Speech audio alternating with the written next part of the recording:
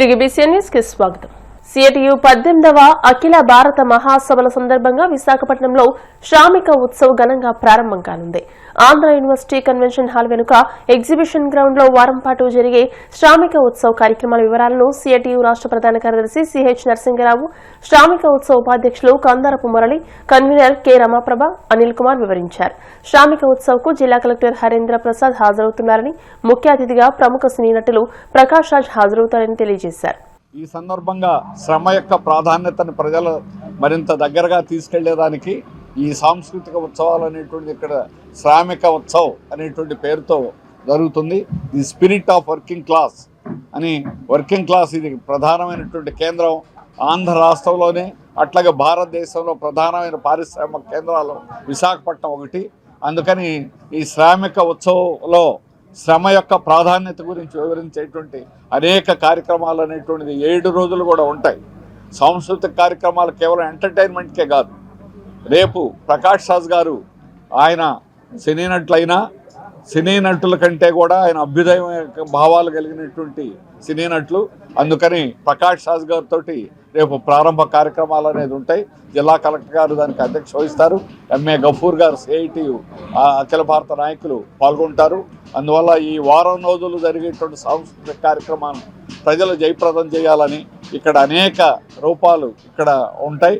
వాటన్నిటి విభాగాలన్నింటి యొక్క వివరాలు అవి రమాప్రభ గారు, మురళి గారు తెలియజేస్తారు. ప్రతిరోజు వారం రోజులు కూడా బ్రీఫింగ్ కూడా 5 గంటలకు సాయంత్రం ఉంటుంది. దాని ద్వారా కూడా ఆ రోజు 4 గంటలు కార్యక్రమాలు ఉంటాయి. ఆ కార్యక్రమాలన్నింటినీ కూడా వివరిస్తారని చెప్పేసి తెలియజేస్తున్నాం. దీన్ని జయప్రదం చేయాలని ప్రజానీకాన్ని కోరుతున్నాం. సిఐటియు అఖిల భారత మహాసభలు విశాఖపట్నంలో జరుగుతున్న సందర్భంగా శ్రామిక ఉత్సవ్ని the spirit of working class పేరుతో నిర్వహిస్తున్నాం. ఇందులో ప్రధానంగా శ్రమ యొక్క గొప్పతనాన్ని చాటే కళారూపాలు, సాంస్కృతిక ఉత్సవాలతో పాటు ప్రజలని విజ్ఞానవంతులను చేసే సైన్స్ ఎగ్జిబిషన్ ప్రధానంగా ఉంటుంది. దాంతోపాటుగా సామాజిక అంశాలను చిత్రీకరించే ఫోటో ఎగ్జిబిషన్, కార్టూన్ ఎగ్జిబిషన్, అలాగే షార్ట్ ఫిల్మ్ స్క్రీనింగ్ ఉంటాయి.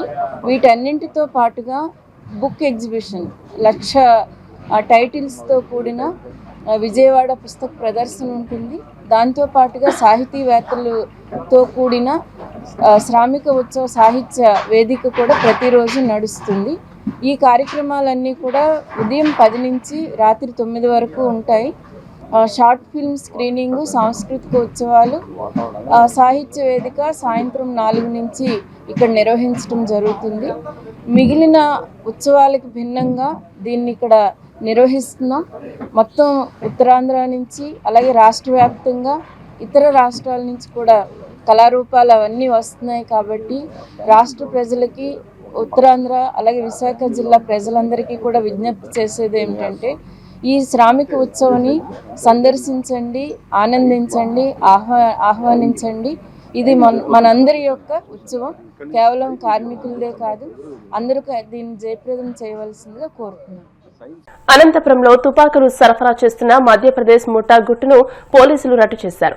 భార్యను తుపాకీతో బెదిరించిన కేసు దర్యాప్తులో భాగంగా ఈ ముఠా సభ్యులను పోలీసులు అరెస్ట్ చేశారు. వీరి వద్ద నుంచి 5 కంట్రీమ్ రేడ్ రివాల్వర్లు, 30 బుల్లెట్లు, 1 ఖాళీ మ్యాగజైన్, 1 తల్వార్ స్వాధీనం చేసుకున్నారు. ఈ ముఠా అనంతపురం జిల్లాతో పాటు ఇతర ప్రాంతాలకు తుపాకులు సరఫరా చేస్తున్నట్టు పోలీసులు గుర్తించారు.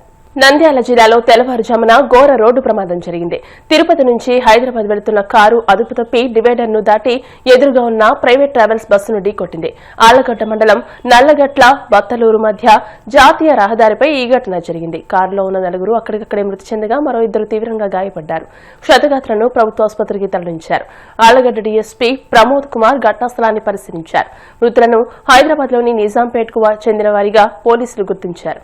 తెలంగాణ సీఎం రేవంత్ రెడ్డిపై బీఆర్ఎస్ వర్కింగ్ ప్రెసిడెంట్ కేటీఆర్ తీవ్ర స్థాయిలో విరుచుకుపడ్డారు. కేసీఆర్ నిర్వహించిన ఒక్క ప్రెస్ మీట్ తోనే రేవంత్ రెడ్డికి ముచ్చెమటలు పట్టాయని, అలాంటిది ఆయన అసెంబ్లీకి వస్తే రేవంత్ రెడ్డి గుండె ఆగిపోతుందని సంచలన వ్యాఖ్యలు చేశారు. తెలంగాణ భవన్లో శేరింగంపల్లి నియోజకవర్గానికి చెందిన కాంగ్రెస్ నేత దోసల అనిల్ కేటీఆర్ సమక్షంలో బీఆర్ఎస్ లో చేరారు. ఈ సందర్భంగా ఏర్పాటు చేసిన సమావేశంలో కేటీఆర్ ఈ వ్యాఖ్యలు చేశారు.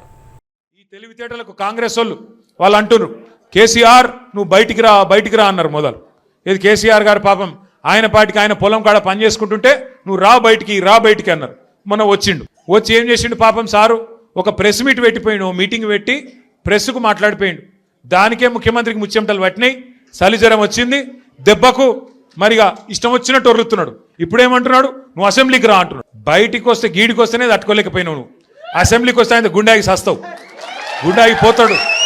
ముందే ఇంతున్నాడు, ఆయనతో గుండాకి డామ్మంటాడు. ఇవాళ రేపు ఎట్లయిపోయిందంటే నిజంగా బాధ అనిపిస్తుంది.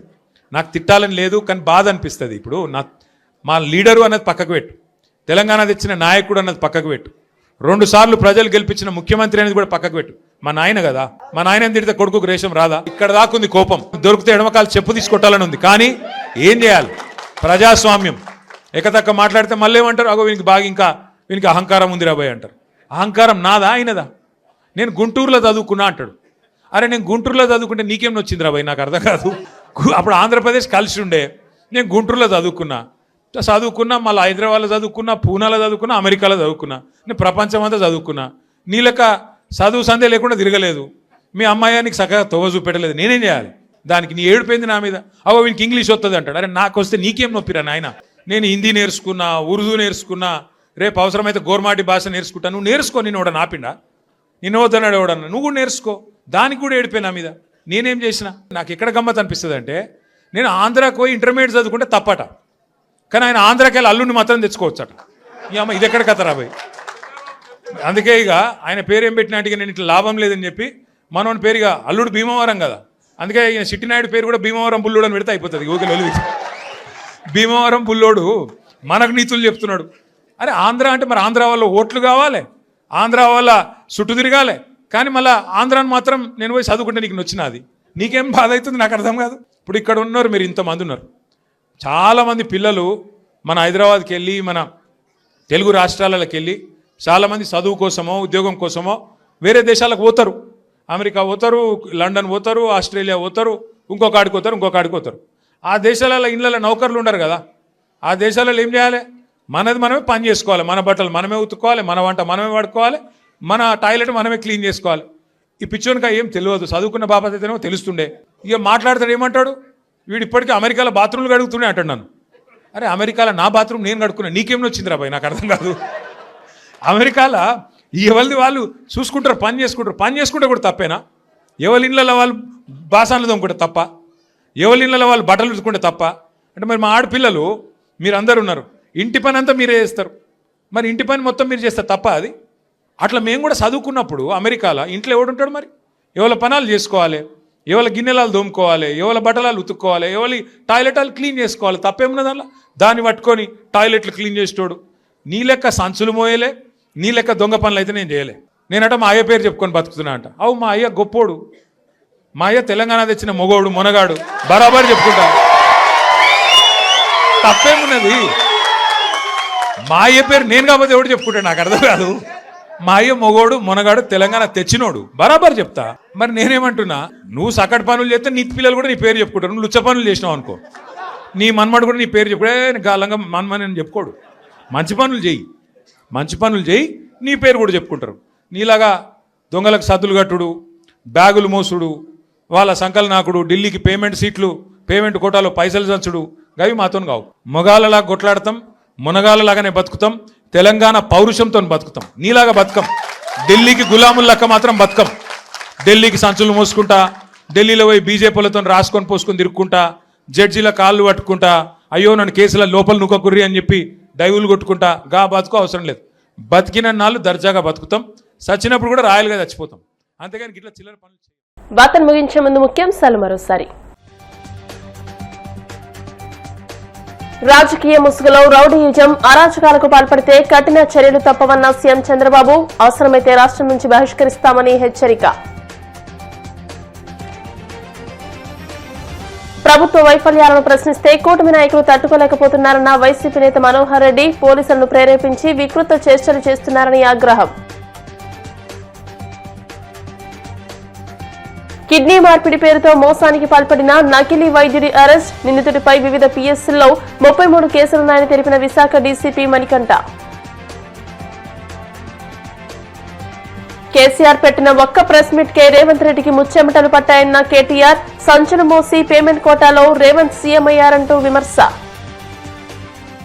ఈ వార్తలు ఇంతటితో సమాప్తం. మరిన్ని వార్తల కోసం BCN digital YouTube channel, Facebook page ని ఫాలో అవ్వండి. అప్డేటెడ్ వార్తల కోసం ప్లీజ్ సబ్స్క్రైబ్.